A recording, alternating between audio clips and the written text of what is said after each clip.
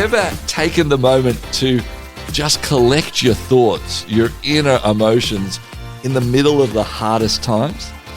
It sort of sometimes feels like the last thing we want to do, but we know there's a sort of a cathartic part of that, but also there's an aspect of learning that can come. Learning for yourself as you look back at it later on, and learning for others, as we've discovered with our guest on Towards Understanding today. Naomi Reed joins the podcast as we talk about her going through some of the hardest times over in Nepal, and in that moment she started writing it down, and soon enough she discovered she was quite a good storyteller. In fact, she's gone on to do so many other stories as well.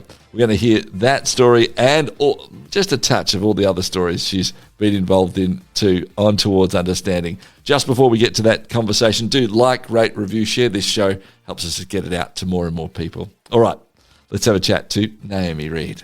G'day, Naomi. Hello, lovely to be here. It's wonderful to have you here, and I'm really looking forward to hearing the story behind the stories and then some of those stories, which we're going to get to. But first, can we talk a little bit about the way that you even got to writing in the first place? Because that's a fascinating story before that. Can you talk to us about that? This is not your first book. This is not the first time you've written. So can you tell us a little bit of that journey? Yeah, so it all began quite surprisingly, actually. Darren and I, my husband and I, we both trained as physiotherapists, so sort of science background, not writing background.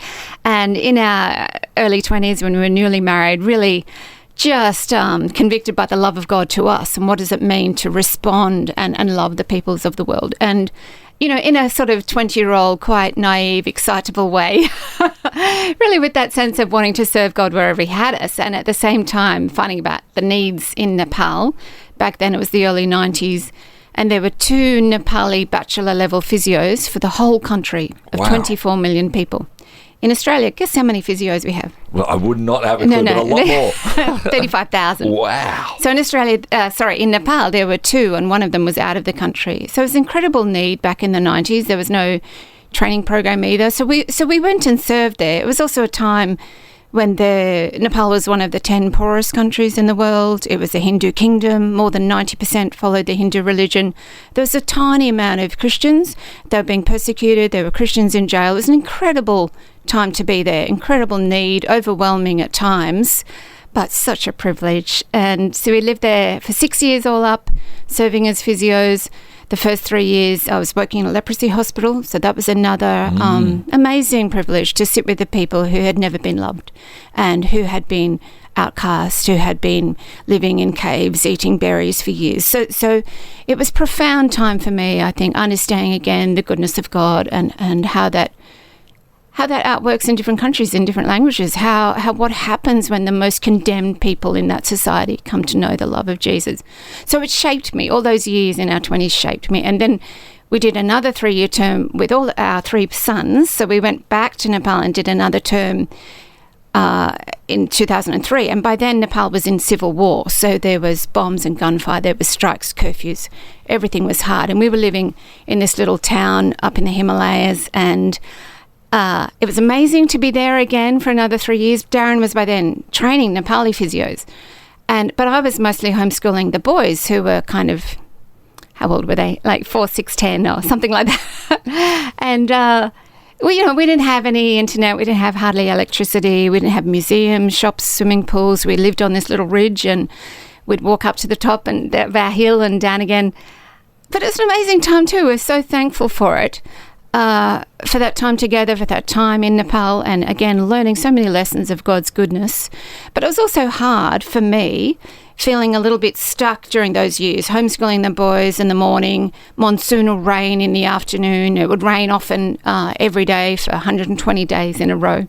And then in the evening we'd have these shoot-on-sight curfews, so we couldn't go out. So I was a bit hemmed in. Anyway, this is all the answer to your question. Why did I start to write?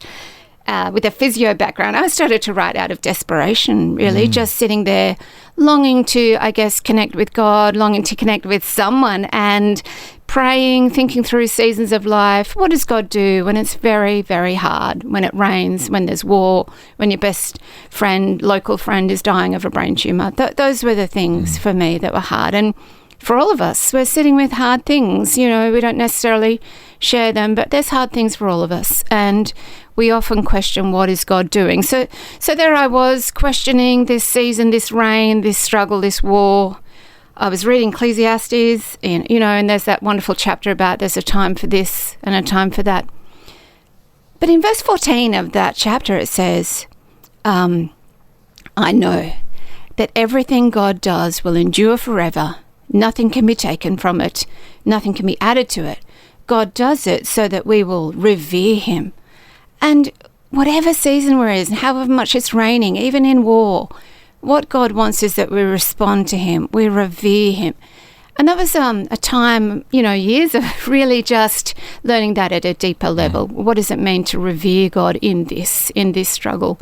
And so all of that thinking turned into a book, 70,000 words of thinking. And I didn't really mean it to be a book, but at the end of it, I'd written these 70,000 words.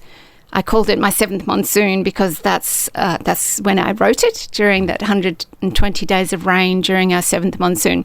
And actually, I showed it to Darren after I'd written it. And he read it and said, well, it's very good, but he said, I don't think anyone else would want to read it. And then I showed it to one other friend, and she said, Naomi, I think that's a book. And so that's why I sent it to the publisher.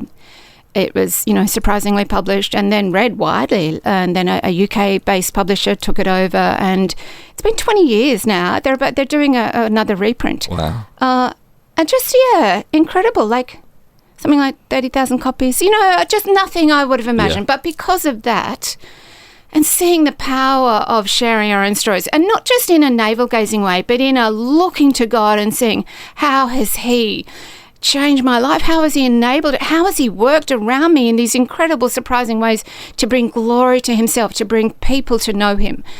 It's all about Jesus. It's all about what he is doing. And as we share that honestly within our struggles, we connect with other people. There's this surprising thing happens that, people were reading it and they hadn't been to Nepal and they weren't necessarily physios, but they were connecting. And there's this thing that happens as humans walking along together, trying to look to Jesus together. So seeing the power of that, I guess, then led to more writing. I wrote other books, other opportunities.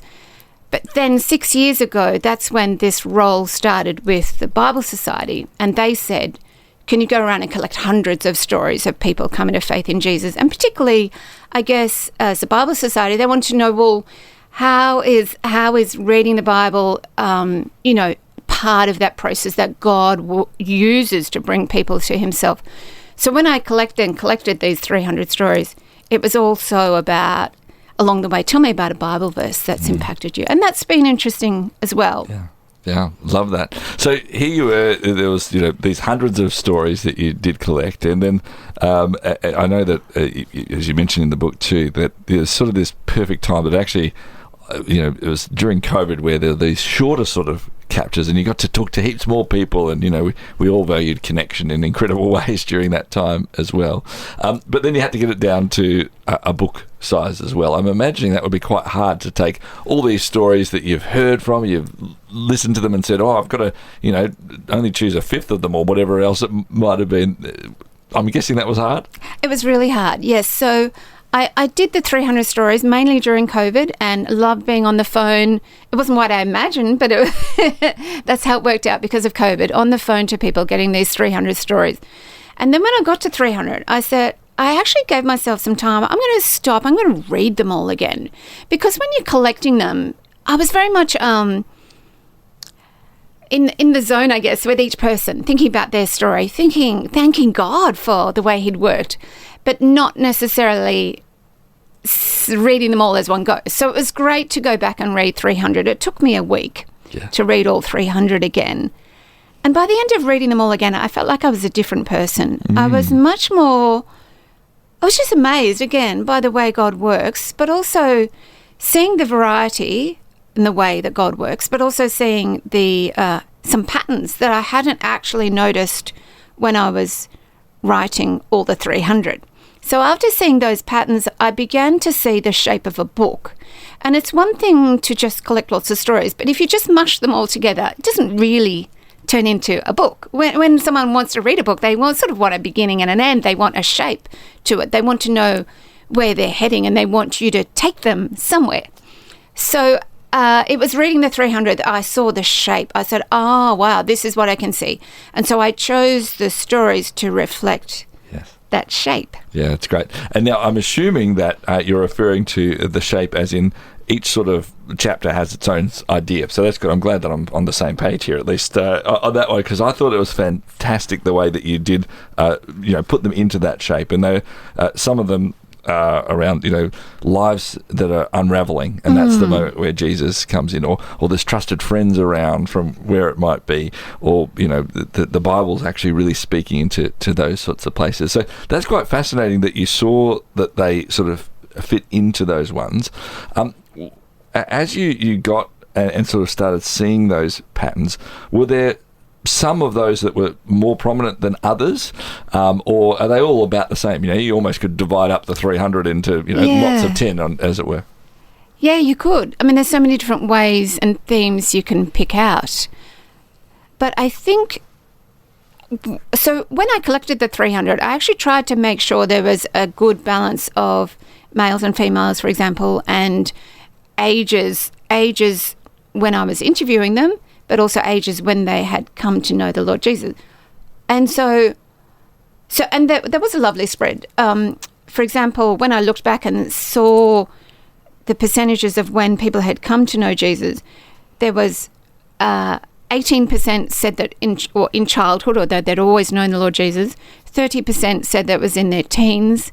Another 30% said it happened during their 20s. And then 20% over 30 sort of spread, which is fantastic in itself, because it means that over 50% of people came to faith in Jesus over 20.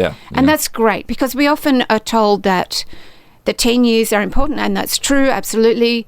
But never limit what God can do at any point in life. So that's how. I want to say that in the beginning, that it was a range of people in terms of, it was a range of ages, I guess, that it happened.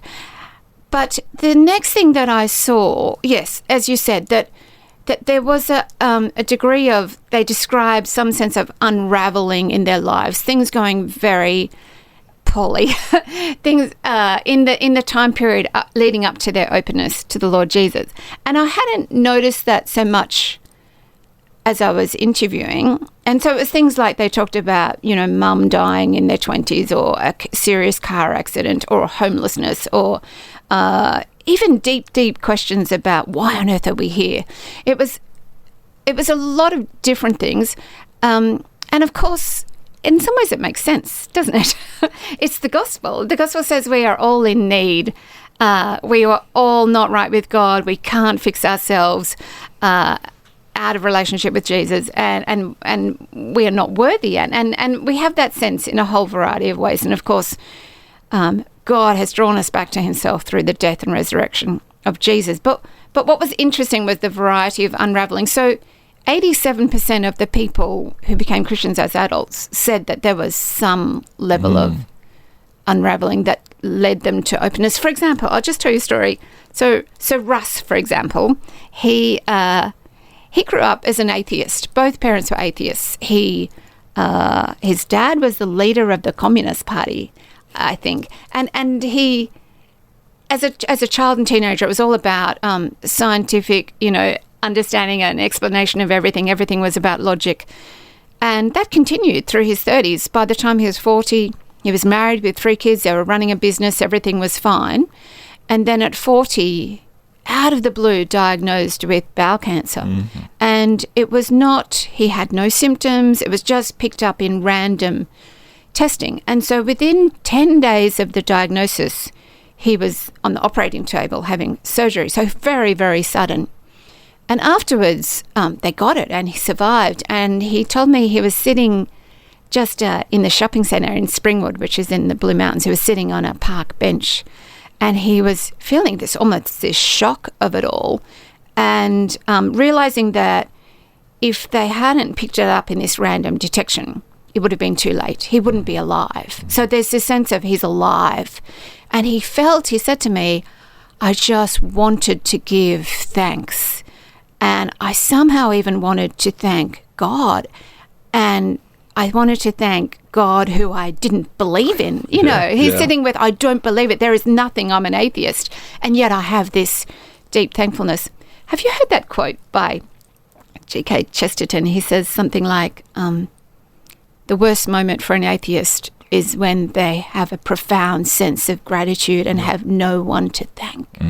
And Russell said this was him. He's sitting there, no one to thank, but wanting to thank God, who he didn't believe in, that he was alive. And as he was sitting there feeling this, a friend came along, and the friend sat down with him. Russell explained his situation. He said, I've just come out of surgery. I'm alive. I feel like thanking God. I don't know how to thank him. And the friend said, you know what? I'll pick you up on Sunday. And the friend took him to church, and Russell heard the gospel. And over time, it took another year, read the Bible, had a lot of questions, understood perhaps it was true historically. Jesus lived and died and rose. But then the next step of submitting to Jesus in his lordship, and it took a long time, but he did it. And anyway, I'm telling this story because just an example of life going along fine. He was not needing anything. He was actually quite critical of the church. He saw hypocrites in the church. He saw different denominations throwing rocks at each other. He was critical. He was not needing anything.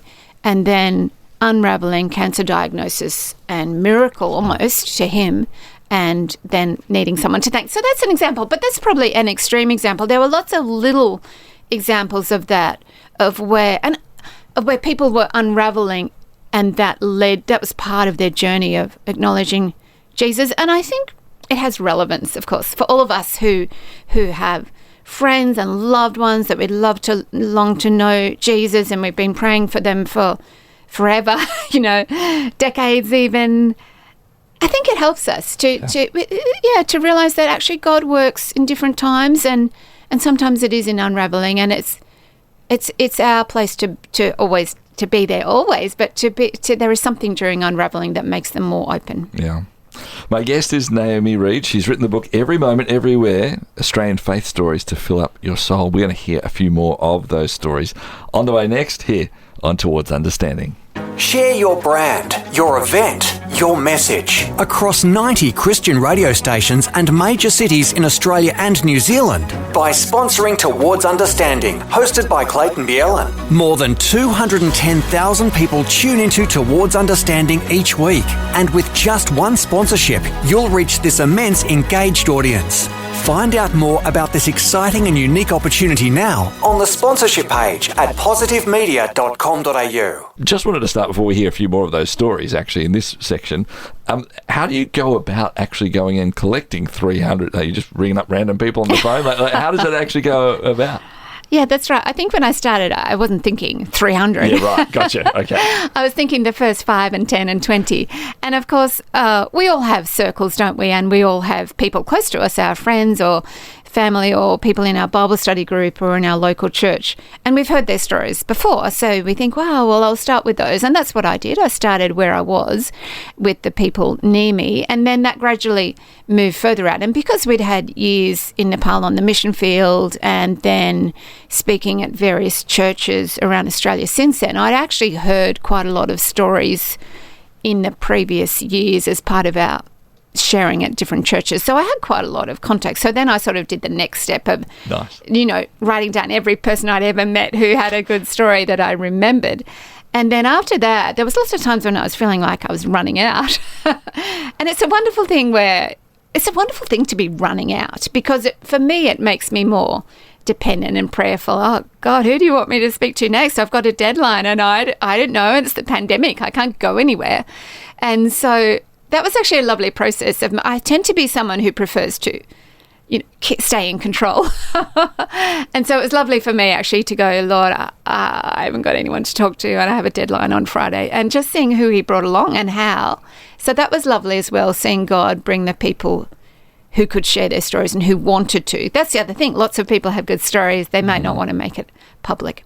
And then after that, I also asked people, after people shared their stories, people often found it very therapeutic as well, and a lovely way of getting someone else to capture quite succinctly their testimony, and so that was lovely for them. And so when I asked them, do you know anyone else who would like to do that, they then led me to the next person. So that's how the process of getting hundreds it's really went. good. It feels like you probably, as you said, you sort of got 300 so I'm just going to stop for a moment. It does feel like it could just be an ongoing, never-ending sort of opportunity, right? That's right. Yeah. After about 100, I said to my husband, this is the best job in the world, and do you reckon I could get 1,000? But we'll see. Yeah, that's wonderful. Can we share a few more stories? Because I love hearing them. And as I went through the book, I'm like, you're just so encouraged as you keep seeing that God is working in people's lives, even when they're not aware of it at that time, beyond it. Could you share a couple more stories that you especially love telling? Yes, I'd love to actually. And I think, as we said before, there's this pattern of sometimes of unraveling leading up to someone's openness to Jesus. But there's also, in every story I felt, almost every story, there was the presence of a faithful person in their life, a friend, a family member, or someone, a scripture teacher, someone that they remembered. So when they got often to their point of unraveling, there's sickness, there's an accident, there's grief, or loss of job or something, it was often that they looked back and remembered someone who had faith in Jesus. So, for example, Louise told me she was raised in a pretty hard family situation in Western Sydney. They were living in a housing commission area, quite very poor. And when she was 19, she was off at first year uni, and her mother died suddenly of an asthmatic attack, and no warning, and the two younger sisters were with her, and the ambulance was called. They couldn't help her. So a sudden tragedy. And she, at 19, as the eldest, her father wasn't coping at all. She had to leave uni and suddenly caring for everybody. It's really, really hard time. And after 12 months, she said she was at the end of herself. She couldn't go on. And it was that point that she remembered that some years earlier, they had neighbours who were Christians. And she had noticed that during those years that the neighbours lived there, that the mum especially would kind of deliberately be there when they were at the front garden, and would just lean over the little brick fence in between the houses and make some kind of contact. And nothing, nothing stood out, but she was a warm person who was over the fence. And Louise said those neighbours had moved on, but she remembered where they used to go to church. That's all she knew, that they were warm people and they used to go to church. And she thought she's at the end of herself. So she rang that church, and they were no longer there, no communication, but she rang them. And the lady, she said to it was probably the lady, on admin, on the desk. And she said to her, my mum's died and I think I need Jesus. And the lady on the phone said, come down to church right now. And she got, a nice female youth worker to sit with her and pray with her and talk with her. And it took a little time, but she started going to church, and again she heard the gospel. She realised that Jesus loved her, but also that somehow within this awfulness, God was still God. He was still present. He was still caring for them. There was something bigger going on, and it was that helped her get to the point of trusting Jesus for herself, and then it changed the rest of the family. It was still hard, but it changed them. And I think what I like about that story is, that neighbour never knew. Yeah. She was just warm. And she was just living next door. That's right. Well, that's right. No, but actually, in this case, Louise told me that about 25 years later, she ran into the neighbour again and told her what had happened, and that she then went on and did Bible college and was in full-time ministry, Louise was. And the point being that, as the neighbour, as the friend, we're sowing tiny little seeds, and we might not ever know how God uses them. And that's what we need to be encouraged. And I know we know that, but be encouraged again today in the sowing of little seeds, in the warmth, in the being present, in the praying, in all those little things that we do, that God uses them in His timing. Oh, that's great.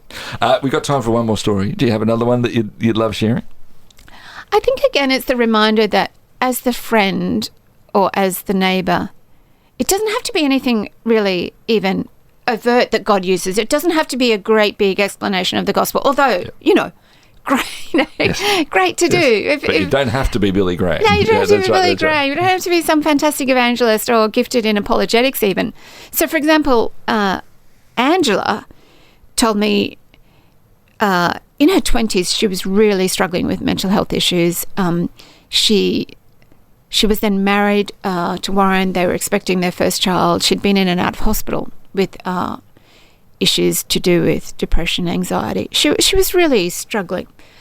And when she became pregnant with their first child, it was suddenly, how are we going to... We're responsible for another life. And the people in their 30s who came to faith, quite a lot of them told me that there was something to do with thinking about being parents, raising a child.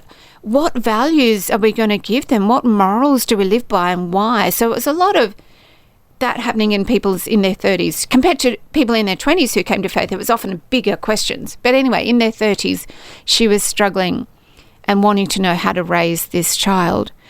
And it was that moment she remembered her in-laws, her husband's parents, that years ago when she'd been to visit them, they lived in the country in Boggabri, in country New South Wales. When she'd gone to visit them, they used to say grace. And I'm not even sure that they said it out loud. Wow. They bowed their heads and they humbly committed themselves and the meal to God. And that's what she remembered. She remembered their attitude of humility and submitting themselves to God and receiving from God. There was something very quiet and just bowing their heads to God. They believed in God, and it turned into this humility of life and service. And Angela wanted that. That's what she remembered. It wasn't anything they said. It was they bowed before a holy God, and she wanted that. So that then they then went back to church in their 30s and became Christians and raised their child that way. But it's interesting, isn't it, what she remembered? Yeah, absolutely. And as you said, just that faithfulness of, living our whole life. If we are truly saying we want to follow Jesus, yes, that's sometimes in our words. It's also in our actions. It's in all of who we are, in looking at somebody and saying, well, how do I love them in whatever that moment is? And those are those moments that ultimately have been seen in those stories you've shared. I love that. Naomi, as somebody's listening right now and they're thinking, maybe I'm actually one of those stories. Like maybe I'm at a spot that things are unraveling, or maybe I'm at a spot that I've tried everything and there's nothing filling me the way I should be. I don't have a purpose in life. I'm desperate in what it is, and I actually now realise that this Jesus that Naomi's talking about, I want to actually find out a bit more about him. I want to know more about who he is. You don't know them right now. Obviously, here we are. We're talking in this studio now, but people maybe in just that spot as they're listening to us. What would be your encouragement as you've heard 300 stories of people? What's the first step that someone should take? I'd say to them, just sit in the assurance that there is a God, and he loves you, and he has a plan for you, and he loves the world, and he loved it so much that he sent his son Jesus to die for each of us and rise again. There is wonderful hope. The gospel message is true. And even as we all sit here today, we can again come before God and submit to him and say, God, I believe in you. And sorry that I have gone every other direction in my own, messy life. And Lord, I want to believe in you, and I want to trust you, and I want to accept you, and thank you for what you've done for me, and please help me to look to you. I mean, of course, that's the prayer that we pray as a one-off. We could keep praying it every day in a different form. And also, of course, there are so many people around, each of us potentially who can help us in that journey of knowing Jesus. And I love the way that local church is featured in almost all of the stories. There are gatherings of people all over this country and the world where people are faithfully looking to Jesus, and they will help you and love you. And find some gathering where you can go and be part of that, and they can read the Bible together and see God's wonderful truths. That's wonderful. Naomi, thank you so much for taking some time to chat to us. Thank you for writing this book, for going on the journey of exploring all of these stories. As you shared, it's a privilege for you, but certainly a privilege for us as we hear them as well. Thank you so much for your time. Oh, thank you. Naomi Reed is my guest, author of the book Every Moment, Everywhere, Australian Faith Stories to Fill Up Your Soul, here on Towards Understanding.